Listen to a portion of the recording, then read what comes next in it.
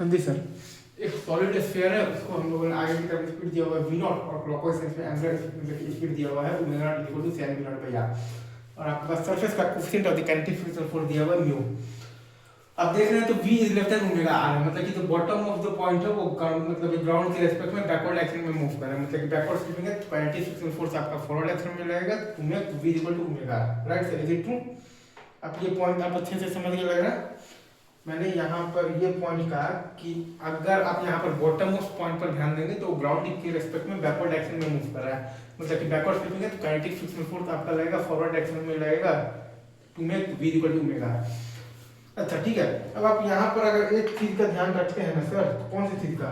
अगर आप ये देखिएगा कि यहाँ पर आपके पास जो पॉइंट जो P है तो काइनेटिक फ्रिक्शनल फोर्स जो है वो आपका पॉइंट P से पास कर रहा है, मतलब कि काइनेटिक फ्रिक्शनल फोर्स का टॉर्क अगर आप देखिएगा तो वो आप देखिएगा पॉइंट P के अबाउट 0 है, मतलब कि आप पॉइंट P के अबाउट आप एंगुलर मोमेंटम का से लगा सकते हैं।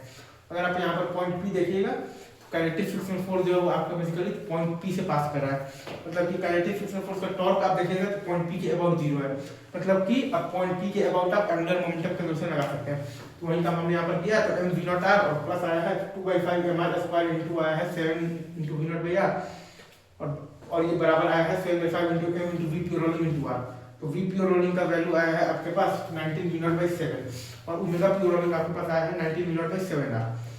या फिर जैसा कि मैंने बताया कि आपके पास v is less than omega r है, तो आप बॉटम ऑफ पॉइंट पर ध्यान दीजिएगा तो वो ग्राउंड के रिस्पेक्ट में बैकवर्ड डायरेक्शन में मूव कर रहा है, मतलब कि बैकवर्ड स्वीपिंग है तो kinetic friction force forward direction में लगेगा to make v equal to omega. तो अगर आप ध्यान दीजिएगा तो आपके पास v at any time t आएगा v naught plus mu dt, आपके पास v at any time t आएगा v naught plus mu dt बराबर omega at any time t आएगा आपके पास इनिशियल ओमेगा नॉट है आपके पास sin v naught by r, और माइनस साइन इसलिए है क्योंकि आपके पास जो काइनेटिक फ्रिक्शनल फोर्स है वो आपका बेसिकली ओमेगा को घटाने का काम कर रहा है, और अल्फा होता है आपके पास टॉर्क बाई आई, तो म्यू mgr बाई आई है आपके पास 2/5 mr स्क्वायर इनटू आपके पास है t, ये है आपके पास omega at any time t into r, तो v इक्वल टू ओमेगा लगाने से जिस टाइम पर प्योर रोलिंग स्टार्ट होगा वो टाइम आपके पास आया है t बराबर 12 v नॉट बाई 7 vg।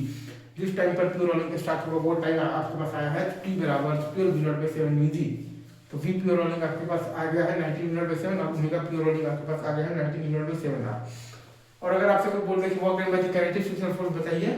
तो हम लोग उसमें लगा देंगे वर्क एनर्जी थ्योरम, तो हमारे पास आ जाएगा 7/10 इनटू m इनटू तो v प्योर रोलिंग का होल स्क्वायर, मतलब कि आ जाएगा आपके पास 361/49 v नॉट स्क्वायर, और माइनस इनिशियल काइनेटिक एनर्जी अगर आप देखिएगा तो वो आपके पास आ जाता है हाफ m v नॉट स्क्वायर और प्लस हाफ i होता है आपके पास 2/5 mr square into omega naught का होल स्क्वायर, मतलब 7 v नॉट बाई r का होल स्क्वायर। या फिर आप चाहें तो आप इसको basically w is equal to integral of f dot ds से भी आप निकाल सकते हैं, minus integral from 0 to 12 v naught by 7 vg। और आप जानते हैं कि omega r minus v into dt से स्लिपिंग हो रहा है, तो omega at any time d आपके पास 7 v naught by r minus mu, तो माइनस है आपके पास 5 mu mgrt by 2mr square into r, और माइनस और v at any time d आपके पास v नॉट और plus mu dt into dt से मतलब आपके पास स्लिपिंग हो रहा है इनटू f आपके पास म्यू mg। तो ये चीज है आपके पास, इससे भी आप चाहें तो आप निकाल सकते हैं work done by the kinetic frictional force, ठीक है।